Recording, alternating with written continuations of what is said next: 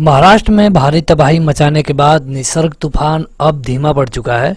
आज के इस वीडियो में देखेंगे कि निसर्ग तूफान से कौन कौन से क्वेश्चन आपके परीक्षा में पूछे जा सकते हैं।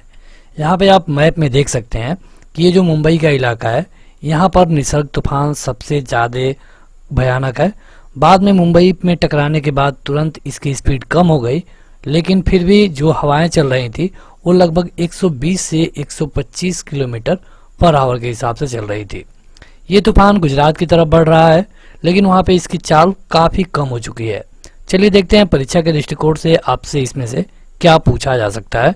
तो सबसे पहले ये देखेंगे कि निसर्ग इसका नाम कैसे पड़ा। तो निसर्ग का मतलब होता है प्रकृति, और निसर्ग जो शब्द है ये बंगाली शब्द है। आपने सुना होगा कि निसर्ग का नियम है कि जो यहाँ पे जन्म लेता है उसकी मृत्यु अवश्य होती है। तो निसर्ग का मतलब होता है प्रकृति। तो प्रकृति भले ही है, लेकिन यह एक बंगाली शब्द है और यह दिया गया था बांग्लादेश के द्वारा। मतलब कि बांग्लादेश ने कहा कि इस तूफान का नाम निसर्ग रखा जाना चाहिए। दरअसल होता क्या है कि 8 देश हैं। अगर कोई भी इस तरह का तूफान प्रशांत एशियाई क्षेत्र में आता है तो 8 देश हैं जो इसका नामकरण करते हैं।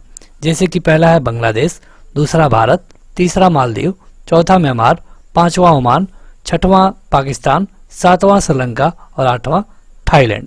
तो ये 8 देश है। 8 देशों का एक कमेटी बनाई गई है और ये बनाया है विश्व मौसम संगठन और संयुक्त राष्ट्र ने। ये बनाया गया था 2004 में। हालांकि कमेटी 2000 में बनी, 2004 में इसको अपडेट किया गया और इसके रूल्स बनाए गए। कहा जाता है कि इसमें जो 8 देश है, हर एक देश 8 नाम दे सकता है। हर एक देश जब 8 नाम देगा तो कुल मिलाकर एक जो लिस्ट बनेगी उसमें 64 नाम होते हैं। एक लिस्ट में 64 नाम होते हैं। इससे पहले आपने अम्फान तूफान को देखा था। तो अम्फान तूफान जो लास्ट वाली लिस्ट थी उसका अंतिम नाम था, और जो निसर्ग तूफान है ये नई लिस्ट का पहला नाम है। तो ये है निसर्ग तूफान के बारे में कुछ फैक्ट। चलिए देखते हैं कि इससे आपके परीक्षा में क्या पूछा जा सकता है। सबसे पहले तो ये पूछा जा सकता है कि निसर्ग शब्द का मतलब क्या है। आपके ऑप्शन है तूफान, प्रकृति, वायु या फिर चक्रवात। आप चाहें तो अपना उत्तर कमेंट करके बता सकते हैं 2 सेकंड में। तो अभी हमने आपको बताया कि निसर्ग मतलब होता है प्रकृति। निसर्ग एक बंगाली शब्द है और दिया गया था बांग्लादेश के द्वारा। निसर्ग तूफान कहाँ से आया है, मतलब कि तूफान सागर से ही अक्सर आप देखते हैं कि आते हैं। वैसे भारत में बंगाल की खाड़ी में अधिकतर तूफान आते हैं। अभी जो अम्फान तूफान आया था ये बंगाल की खाड़ी से ही आया था। इसके पहले आपने फानी तूफान देखा था। उससे पहले 5-6 साल पहले एक हुदहुद तूफान आया था। तो ये सारे तूफान बंगाल की खाड़ी में आए थे। लेकिन जो निसर्ग का तूफान आया है ये आया था अरब सागर से। अगला है कि निसर्ग तूफान से सबसे प्रभावित राज्य कौन है। सबसे ज्यादा प्रभावित राज्य कौन सा है भारत का। तो देखिए गुजरात तो है, लेकिन सबसे ज्यादा जो प्रभावित है ये है महाराष्ट्र।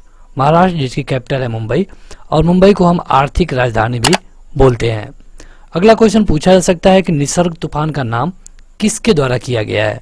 ये क्वेश्चन काफ़ी इंपॉर्टेंट होगा, क्योंकि इस तरह के क्वेश्चन ही आपके परीक्षा में बन सकते हैं। तो निसर्ग तूफान को दिया गया था किसके द्वारा? बांग्लादेश के द्वारा। इसका मतलब आप जान ही चुके हैं, इसका मतलब होता है प्रकृति। अगला है कि निसर्ग तूफान से प्रभावित राज्य कौन कौन से हैं। जैसे कि सबसे ज़्यादा भले ही महाराष्ट्र है, लेकिन उसके बाद और जो छोटे बड़े राज्य हैं उनका नाम आपसे पूछा गया है। तो देखिए महाराष्ट्र है, उसके बाद गुजरात है, उसके बाद गोवा है, इसके बाद मध्य प्रदेश है और दमन और दीव है। तो ये राज्य हैं जो कि निसर्ग तूफान से प्रभावित है। सबसे ज़्यादा प्रभावित है महाराष्ट्र। महाराष्ट्र के मुख्यमंत्री कौन है? चूँकि महाराष्ट्र सबसे ज़्यादा प्रभावित है, महाराष्ट्र में आज की बात करें 3 जून की हम बात कर रहे हैं, तो लगभग 75,000 कोरोना केस है। लगभग में 75,000 कोरोना केस है, जिसमें 36,000 की रिकवरी हो चुकी है, मतलब कि ठीक हो चुके हैं। बाकी लोग अभी बीमार है, कुछ लोगों की मृत्यु भी हुई है। तो महाराष्ट्र के मुख्यमंत्री का नाम पूछा जाना लाजिब है। तो ये है उद्धव ठाकरे।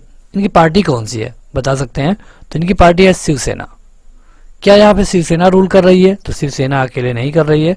शिवसेना के साथ है कांग्रेस, और कांग्रेस के साथ जो यहाँ पे एक पार्टी है वो है एनसीपी, शरद पवार की एनसीपी, कांग्रेस और शिवसेना। 3 पार्टी की यहाँ पे सरकार है, लेकिन मुख्यमंत्री हैं उद्धव ठाकरे। महाराष्ट्र के राज्यपाल कौन है? ये भी क्वेश्चन बेहद महत्वपूर्ण है, क्योंकि आजकल सीएम के नाम उतने नहीं पूछे जाते हैं, लेकिन राज्यपाल का नाम जरूर पूछा जाएगा। कई तरीकों से यहाँ पे नाम पूछा जा सकता है। तो इनका नाम है भगत सिंह कोश्यारी। अभी यहाँ पे आर्टिकल 356 भी लगा था महाराष्ट्र में, तो इसलिए इनका नाम पूछा जाना ज़्यादा इसका चांस हो जाता है। अगला है कि प्रशांत एशियाई क्षेत्र के कितने देश चक्रवाती तूफान के नाम तय करते हैं। मतलब कि जो भी तूफान प्रशांत एशियाई क्षेत्र में आएगा तो कितने देश हैं जो इसका नामकरण करेंगे। तो इसका नामकरण करते हैं 8 देश। कौन कौन? तो देखिए, यह है बांग्लादेश, उसके बाद भारत, मालदीव, उसके बाद से म्यांमार,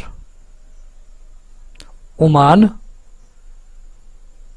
पाकिस्तान, उसके बाद से श्रीलंका,